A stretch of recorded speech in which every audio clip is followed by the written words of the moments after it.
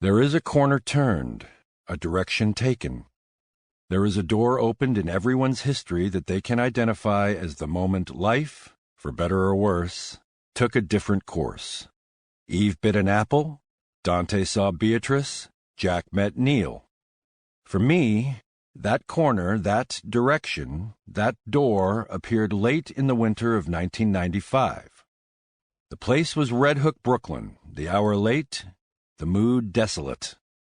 I had gone to the night's last showing of Woody Allen's Bullets Over Broadway, and while driving home from the theater, mulling over the movie, I had half absent-mindedly continued straight where I usually took a left, slipping beneath an overpass and entering a neighborhood I knew only by its forbidding reputation.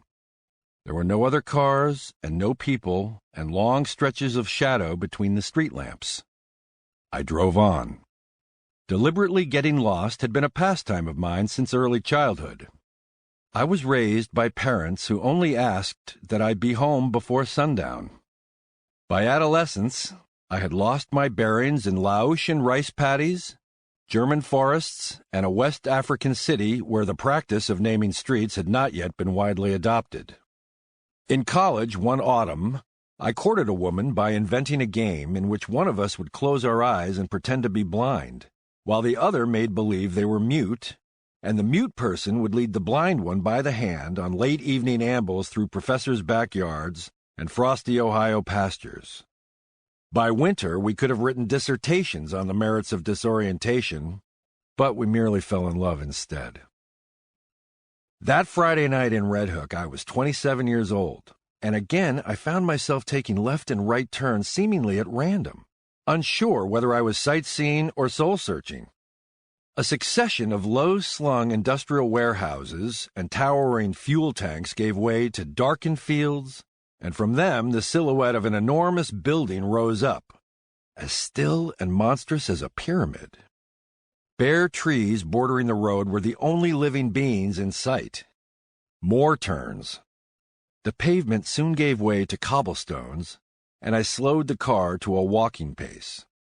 Another building, vaguely Georgian, came into view.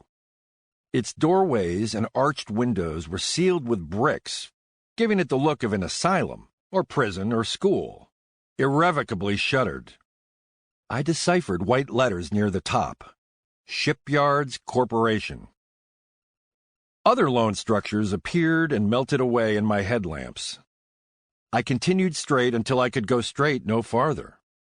I had come to another corner. Conover Street, read the sign. Ahead, behind a rusty gate, stretched a barren lot, and beyond that the water of the harbor shimmered faintly.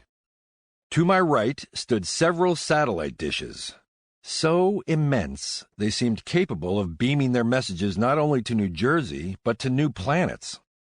To the left, more signs appeared in the gloom, one profoundly weird, Animal Hair Manufacturing Company, and the other weirdly spare, Bar. I pulled over and turned off the engine. I looked up and down the cobblestone street. There was no movement, no sound. I was alone, and the sense of solitude that descended on me was as absolute as that usually only found in dreams. I wavered but a few moments before getting out of my car. Where bars were concerned, my spirit of inquiry always seemed to prevail over a sense of caution. I paused at the first building, Animal Hair Manufacturing Company. What could it mean? I walked on toward the next sign, Bar.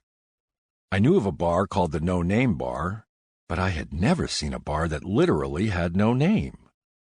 I had come to a place, it seemed, where the world was returning to its most elemental properties.